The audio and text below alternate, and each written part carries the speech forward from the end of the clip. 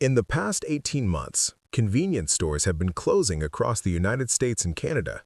Not all of them, but enough that in certain parts of the country, the absence is noticeable. A 7-Eleven near your commute is gone. A fuel stop where you regularly filled up no longer exists. The significance lies not in the company's contraction, but in what it means for the people who relied on those stores, for fuel, for employment, and for the competitive pricing that comes when retailers have to compete for your business. This is what happens when a major convenience store chain begins to shrink, and how that ripples outward into the economic life of regular households. In October of 2024, 7&I Holdings, the Japanese parent company of 7-Eleven, announced that 444 convenience stores across North America would be closing. 444 locations in the United States, Canada, and Mexico.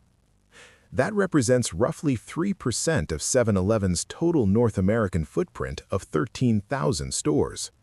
The company described these locations as underperforming, citing slow sales, declining foot traffic, and inflationary pressures. But this was not an isolated decision. By the third quarter of fiscal 2025, a pattern became visible. 7&I Holdings reported that 7-Eleven's North American store count had declined to 12,765 stores. More tellingly, the company was opening far fewer locations than it was closing. In the third quarter alone, 7-Eleven opened 25 new stores while closing 44. The previous quarter was worse. 30 opened, 155 closed. This was not expansion. This was managed contraction. And for communities where these stores operated, it meant a service was being removed from their neighborhoods. Understanding why requires understanding what was happening to the people who shop at convenience stores. 7&I Holdings addressed this directly in its official statements. While the North American economy remained robust for higher-income earners, a different pattern was evident among middle and lower-income households. The company stated, "In this context, there was a more prudent approach to consumption, particularly among middle and low-income earners." This careful language pointed to a specific reality. People with modest incomes were cutting back. They were shopping less frequently and more strategically. Inflation, elevated interest rates, and economic uncertainty were forcing households to tighten spending. When people operate under these constraints, they do not make impulse stops at convenience stores. They plan trips. They consolidate visits. They go directly to larger retailers where bulk purchasing is possible. For a business model built on foot traffic and impulse purchases, this shift was severe. One measure illustrated the scale of the problem. Cigarette sales, historically one of the largest revenue drivers for convenience stores, had fallen 26% since 2019. Convenience stores were losing customers and losing one of their most reliable income sources simultaneously. 7-Eleven was not closing stores by choice. It was closing stores because they could no longer generate revenue sufficient to justify their operating costs. When a convenience store closes in your neighborhood or along your regular commute, the consequences are immediate and practical. Access changes. A convenience store serves a specific function in how people move through their daily lives. These stores are positioned on commute routes and open during hours when other retailers are closed. They exist to serve people who need something quickly and nearby. When these stores close, travel distances increase. A fuel stop that once took 5 minutes now requires a 10-minute drive. The coffee or snack you once grabbed on your way to work now requires planning a separate trip. For working people managing tight schedules, this is a material change. Supply and competition contract. Convenience stores are part of a fuel distribution network. When 7-Eleven closes stores that sell gasoline, it reduces available fuel stations in specific areas. The data shows that 7-Eleven locations with fuel pumps declined from 8,407 to 8,195 in a single year. Fewer fuel stations means less competition.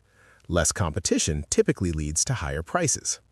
The fuel sold at a convenience store may not always be the cheapest available, but it is an option that keeps other retailers competitive. Employment decreases. 7&I Holdings never disclosed how many people lost their jobs in the 444 store closures, but closing 444 locations eliminates store managers, cashiers, maintenance workers, and delivery drivers.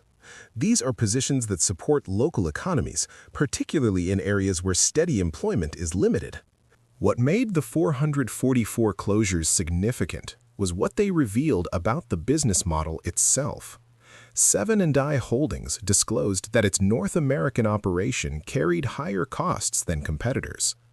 Stephen Dacus, who took control of the parent company in 2025 as its first foreign-born CEO, later acknowledged that 7-Eleven's operating costs per store were, in his words, higher than our competitors. This was structural. The company could not undercut rivals on price. It could not achieve the same profitability. The business was not failing because of temporary economic weakness. It was failing because the underlying economic model was unsustainable. No timeline was announced for all 444 closures. No list of specific locations was released. No detailed transition plan was shared with the public. Instead, the company began a broader reorganization. It divested properties through sale and leaseback deals that generated $520 million in capital. It accelerated development of fewer, larger, more modern stores designed around a different competitive strategy. Stores with expanded food service, additional amenities, and a focus on higher-margin products. During the years required to build these new stores, the old stores kept closing. Replacement was years away, while contraction was immediate. Convenience stores are not luxury retail. They are part of everyday infrastructure. They are how middle-class and working-class people navigate daily life.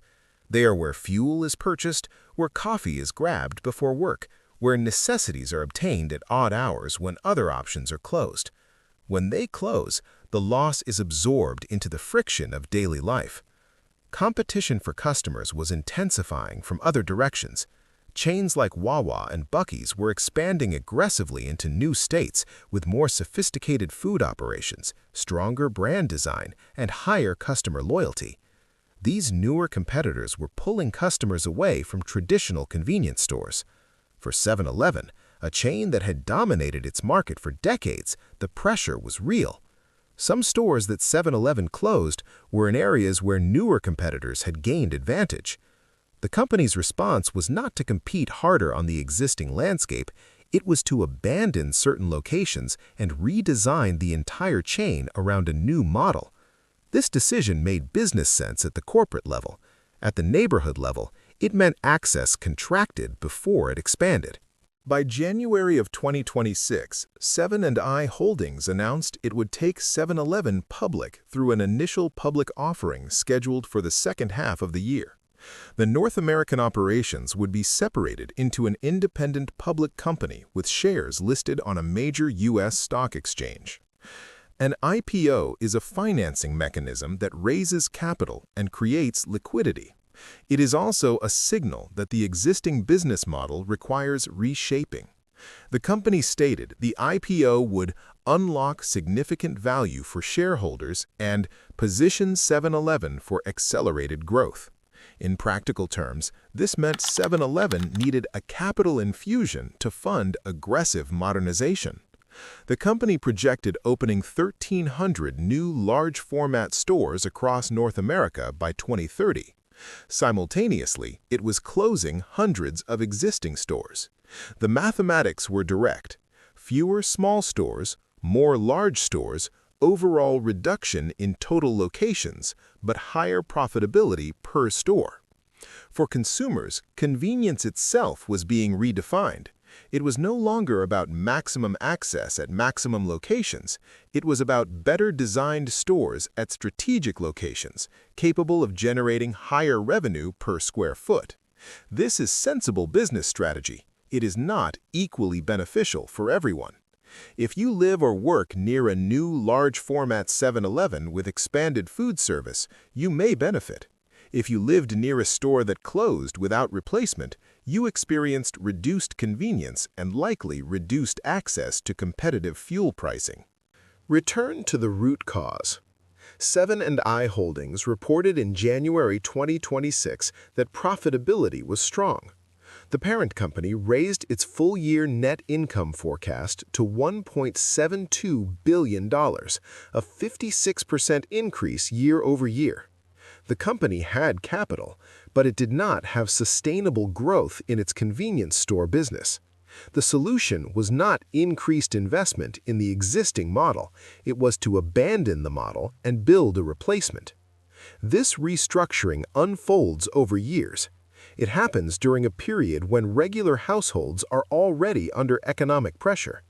The company's own reporting noted that consumers, particularly middle and low-income households, were continuing to manage spending cautiously due to persistent inflation and elevated interest rates. People were cutting back out of necessity.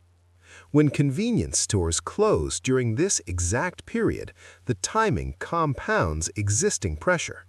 Travel to fuel increases. Fewer fuel stations mean reduced price competition. Job losses limit local hiring. Economic benefits from a dense network of competing retailers disappear.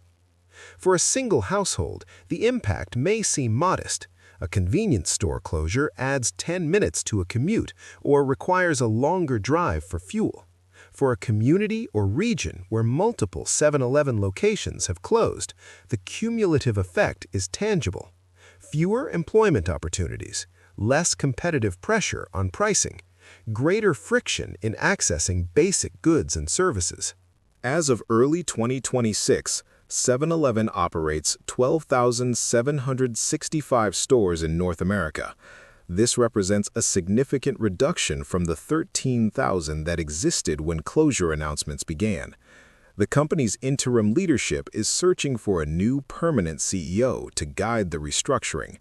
The IPO is scheduled for later in 2026, contingent on favorable market conditions.